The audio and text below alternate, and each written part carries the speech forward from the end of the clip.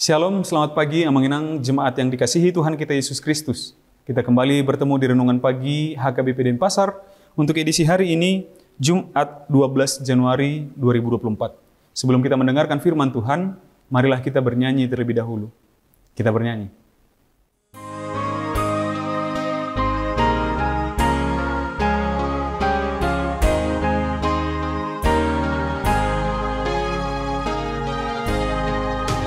Sai di togu Yesus kong di nagalei asau nang beau ganggu di panogu onai maragi andoro haku molohu aposi nang sitau non di pasonggo sajono do Tuhan ki nang sitau non di pasonggo sajono do Tuhan ki.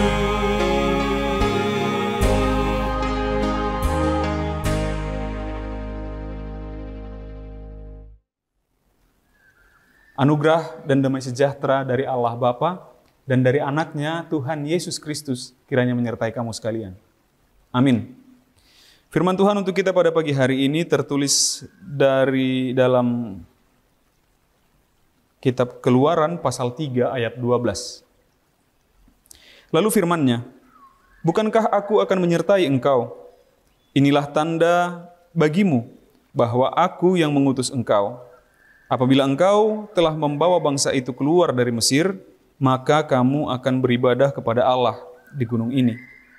Di dalam bahasa Batak dikatakan, "Alainin naiba nama, hudongani peho, jala om matadam, pabuau mersuruho. Ia dung di parwarho bang soi sian Misir, oluam munama debata di labung duluhon." Demikian firman Tuhan. Menginang, untuk apa bangsa Israel harus dikeluarkan, harus dibawa bebas dari perbudakan Mesir?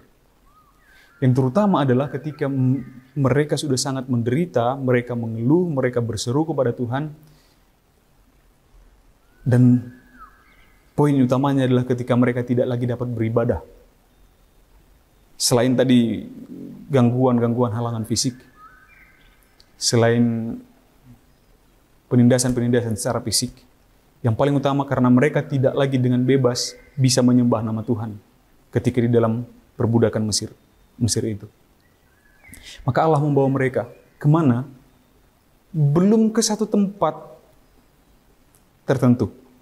Masih di padang gurun, masih di sekitaran gunung, masih di tempat antah berantah, yang pasti tujuannya yang pertama sekali adalah untuk mereka merdeka, bebas untuk beribadah. Untuk itulah mereka dibawa keluar oleh Allah untuk peribadahan yang merdeka, untuk peribadahan pemujian mereka kepada Allah secara merdeka, secara bebas. Lalu untuk apa kita dibawa oleh Tuhan? Keluar dari perbudakan dosa. Untuk apa kita dibawa oleh Tuhan keluar dari perbudakan si jahat, si iblis, dari keterikatan kita atau perbudakan dari kedagingan, supaya beribadah melalui kehidupan kita sehari-hari, supaya kita merdeka dengan itu. Kita memasuki 2024 sekarang. 2024 inilah antah berantah itu. 2024 inilah padang pasir itu, yang dikelilingi oleh gunung, yang hanya ada terik matahari di sana, ada dinginnya malam di sana. Kita tidak tahu mau berteduh di mana nanti ketika sampai di gurun pasir itu. Kita tidak tahu mau tidur di mana, merebahkan badan di mana di tahun 2024 itu, di padang pasir itu. Tapi inilah janji Tuhan kepada bangsa Israel yang juga sampai kepada kita, orang-orang Israel rohani, yaitu orang Kristen pada saat ini. Bahwa janji penyertaan itu tetap ada. Kita dibawa keluar, kita dibawa sampai ke dalam tahun 2024 ini, ke antah berantah ini, ke tempat yang banyak pertanyaan ini, ke tempat yang banyak misteri ini, ke tahun yang banyak misteri ini, tapi dengan satu janji, aku akan menyertai engkau. Dan inilah tandanya, ketika kamu bisa beribadah, itu tanda penyertaan Tuhan. Berarti ketika kita masih diberikan kebebasan untuk beribadah, berdoa, datang ke gereja, ke pertanian, ke persekutuan-persekutuan, ibadah kita, itu tanda penyertaan Tuhan kepada kita.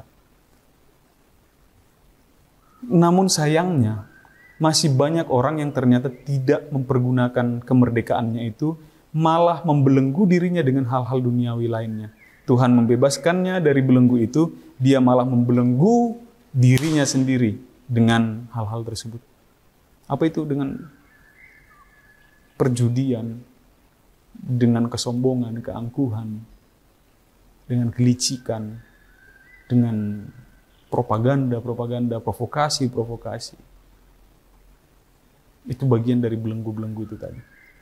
Kita harus meninggalkan itu. Kita harus bebas beribadah, jadikan tubuh kita ini menjadi persembahan kita yang hidup kepada Tuhan, maka perkataan kita, penglihatan kita, pendengaran kita, tingkah laku kita, pemikiran kita, semuanya adalah persembahan kita kepada Tuhan dalam rangka ibadah kita yang hidup, di mana kita memanfaatkan, menggunakan kemerdekaan kita itu secara utuh.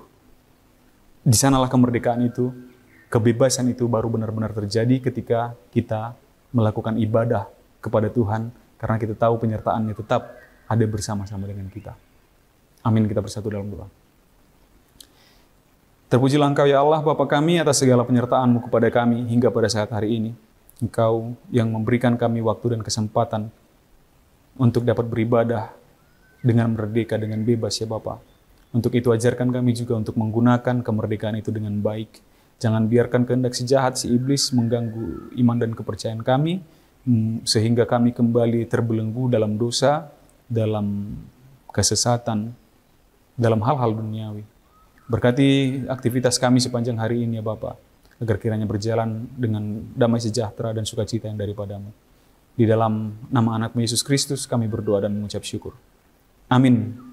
Demikian renungan pagi kita untuk hari ini yang menginang. Sampai jumpa di hari esok. Selamat beraktivitas. Tuhan memberkati. Horas.